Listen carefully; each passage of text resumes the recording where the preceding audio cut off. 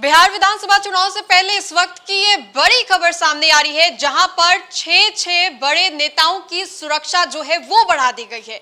एक और जहां बिहार के उप मुख्यमंत्री सम्राट चौधरी को जान से मारने की धमकी दी जाती है, अब उसके बाद तेजस्वी यादव की सुरक्षा बढ़ा दी गई है। सोचिए कि किस तरीके से एक के बाद एक बड़े बड़े बिहार के नेताओं को जान से मारने की धमकी, तो कभी काफिले के बीच में कुछ ऐसा बड़ा हादसा हो जाता था जिसकी वजह से नेताओं की जो जान है वो बाल बाल बचती थी। इन सभी चीजों को मद्देनजर रखते हुए गृह विभाग ने ये बड़ी अधिसूचना जारी की है, जिसमें कि कुल 6 बड़े नेताओं की सुरक्षा जो है वो बढ़ाई गई है। वैसे मैं आपको बताएं तो सम्राट चौधरी से लेकर के तेजस्वी यादव और तेजस्वी यादव से लेकर के पप्पू यादव तक इस लिस्ट में शुमार है।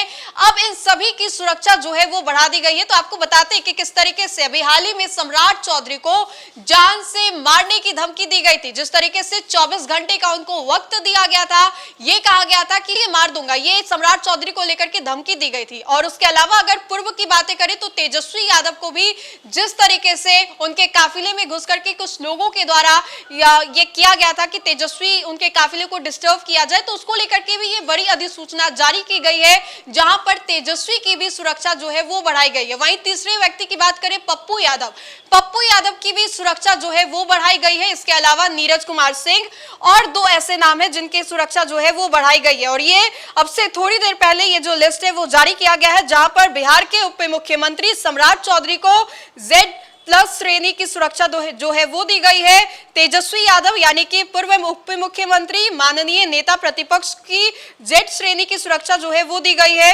राजेश रंजन उर्फ पप्पू यादव को Y+ श्रेणी की सुरक्षा जो है वो दी गई है।